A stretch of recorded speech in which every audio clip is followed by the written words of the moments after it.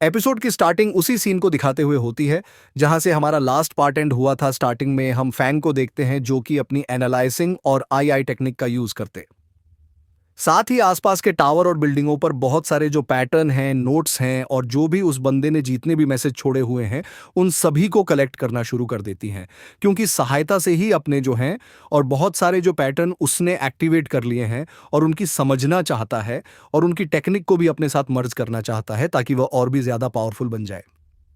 और बता सारे ही जो पैटर्न होती है उन्हें कनेक्ट करने के बाद को दे देती है। डूफेंग को अच्छे से एनालाइज करने में लग जाता है जिसमें कि उसको काबिल ही टाइम लगता है। इसके साथ ही वहां पर उसे अलग अलग प्रकार के मैसेज दिखाई दे रहे थे। उसे तो कभी कभी लग रहा था कि जो यहाँ पर वो पर्सन है बट कोई एटीट्यूड वाला ही होगा, क्योंकि उसने सारी ये जो जानकारी है वह अपनी तारीफ के ही फॉर्म में रखी हुई है। इंसान का जो लू फेंकता था पर अचानक से उसे कुछ सीनश होता है और उसे देखकर लू फेंक के पैरों तले जमीन खिसक जाती है। उसे पता चल चुका था कि आखिरकार वह किस प्रकार की मिस्टेक कर रहा है और बेरे सिक्के कोई के लिए मिस्टेक और कोई नहीं, बल्कि ये बात है कि मनुष्य हमें सैकल डिविजन करने के दौरान किसी न किसी के बारे में सोचता ही रहता है। और मनुष्य का जो यहाँ पर भी पॉइंट है भाई यही बात है कि भाई कभी भी कॉन्सेंट्रेट नहीं कर पाता। देन जो बारिश की बूंदें होती हैं बस हो जाती हैं, गिरने के बाद साथ ही साथ होती हैं तो केवल हवा खींच के ही उन्हें अपनी से अलग कर देते हैं और वह सीधी ही लगातार गिरती रहती है। अगर हवा ना चले तो उन्होंने जो मार्ग तय किया है उसी पर ही पहुंचेंगे। हाँ, आपको ये थोड़ा बोरिंग और अनोइंग टाइप कर रहा होगा, बट नहीं, यही बात सच है और मैं शुद्ध हिंदी में एक्सप्लेनेशन ही दे रहा हूं। बट चलते हैं थोड़ी बहुत अच्छी अपनी भाषा में। यहां पर सिंपल सी बात यह है कि वह उसको फोकस करने के लिए बोल रहा है। इसके साथ ही मैं बोल रहा हूं कि मनुष्य की कमियों को दूर करना होगा और वह अपनी बहुत सारी जो टेक्निक्स होती हैं और जो बेटर इनको समझने के जो सीक्रेट टेक्निक्स और बहुत सारे जो यहाँ पे फॉर्मूलाज थे वो हमारे को सेटअप कर चुका था। अपने थॉट्स और टेक्स्ट के माध्यम से कल्टीवेट करते करते इसी के बारे में सोचने में लग जाता है, जबकि दूसरी तरह हमें दिखाया जाता है गॉड ऑफ वॉर को, इसके साथ को और हमारी प्यारी को। ये तीनों ही एक दूसरे के साथ फाइट करने के दौरान अपनी पावर को इंक्रीज करने में लगे हुए थे। और आप जैसा कि जानते हैं कि गॉड ऑफ वॉर केवल एक बंदा है कि दो पैटर्न को क्रॉस कर लिया है, जबकि बाकी सारे जो बंदे हैं मैं तो एक ही पैटर्न को क्रॉस नहीं कर पाए हैं, एक्सेप्ट हमारा रॉन्ग, क्योंकि उसने भी एक लेवल को ब्रेक थ्रू कर लिया है, मतलब एक पैटर्न को समझ लिया है। हमारा सीन फिर से ही है जो कि समझ जाता है कि मैं स्टार्टिंग में इस बंदे के बारे में सोच रहा था ये तो एटीट्यूड वाला होगा, क्योंकि इसने अपनी तारीफों को छोड़ा है के माध्यम से कोई हेल्प नहीं की है छोटे कल्टीवेटर की। बट यहाँ पर वह पूरी तरह से ही गलत था, क्योंकि जब उसके थॉट के बारे में उसको जानकारी होती है तो उसका दिमाग पूरी तरह से ही खुल जाता है और भाई समझ जाता है कि अब मुझे फर्स्ट ब्लर को अनलॉक करने से और उसकी जो प्रॉब्लम है उनको ओवरकम करने से कोई भी नहीं रोक सकता। देन भाई वहां से अपने कन्वर्शन लेवल को स्ट्रॉ करते हुए आगे निकलने ही उबाला था। तभी देखता है भाई हमारे गॉड ऑफ बॉय को, जो कि उसके ही बाजू में बहुत सारे जो यहाँ पर बंदे हैं जो कि गॉड ऑफ वॉर के चूज के हुए ब्लर को पहले से ही आप वोकन कर चुके हैं, उनके टेक्स्ट मैसेज को की तरह एनालाइज कर रहा होता है। आयोग जो कि मैं समझाना चाहता हूं, आप समझ रहे होंगे, उसे देखकर पहले तो इग्नोर कर कर वहां से निकलने वाला था, बट अचानक से उसे याद आ जाता है कि इसके बारे में हमेशा ही हमें एक दूसरे से कम्युनिकेट करना चाहिए और एक दूसरे की प्रॉब्लम जो कि इसको फर्स्ट स्टेज को क्लियर करने के लिए प्राप्त हुई थी उनको सुनना चाहिए। क्योंकि आप जानते हैं कि चाणक्य ने पहले से ही कहा है कि दूसरों की गलतियों से सीखना ये काफी अच्छी बात होती है, और अगर हम खुद की गलतियों से सीखते रहेंगे, दूसरों की गलतियों का एनालाइज नहीं करने वाले हैं, तो हम जिंदगी में पीछे रह जाएंगे। और ये चाइनीज है कि चाइनीज है? कमेंट में बता देना कौन सी सीरीज है। हाँ, तो जितनी भी भाषा है क्या चल रहा था। हाँ चलो, तो मुहावरा साइड में रखते हैं, आगे कंटिन्यू करते हैं।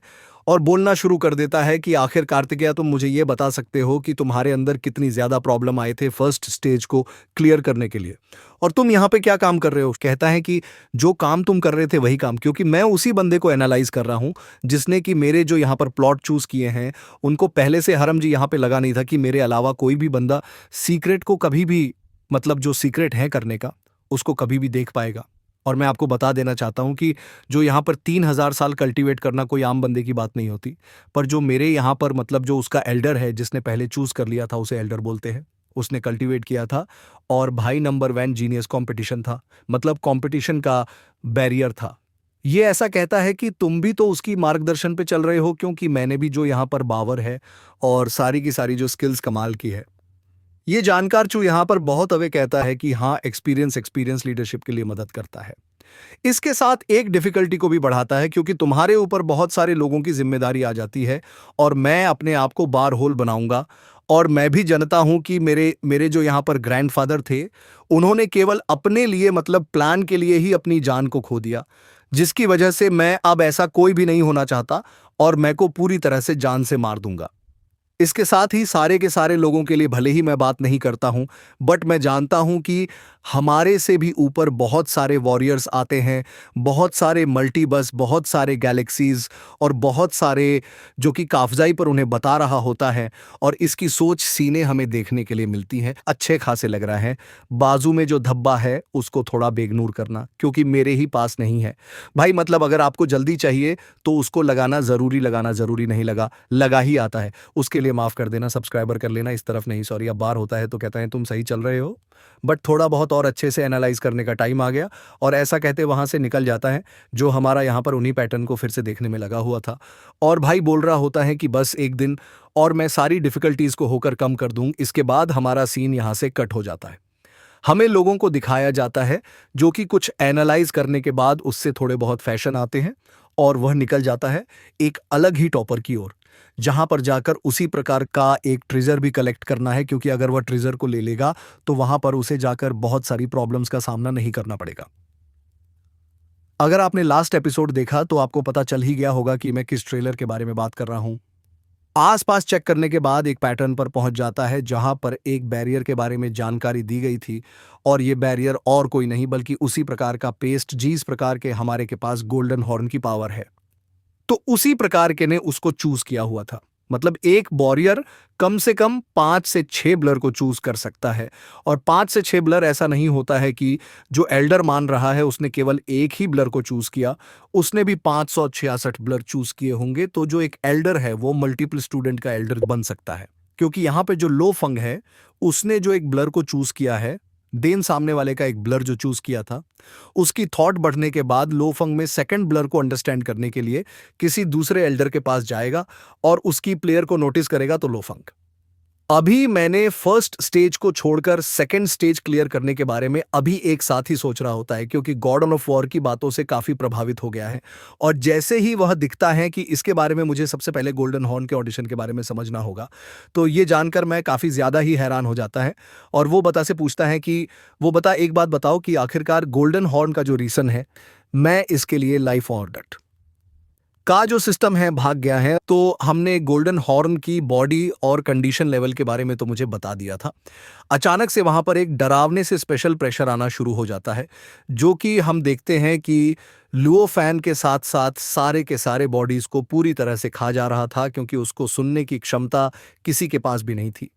सारे के सारे जज में चलकूल होते हैं, बैठ के वहां आने लगते हैं। लुओ फैन का सर दर्द के मार चिल्लाते हुआ था, इट इज सो स्ट्रैंग, आखिरकार ये कौन है।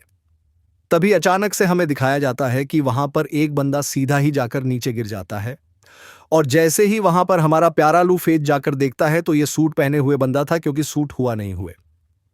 बंदा ने भी अपने जो सेशन है यहां नहीं कि अपने ब्लड को टच करने का ट्राई किया था, और उसको फिर से ही वो करने का ट्राई किया होता है।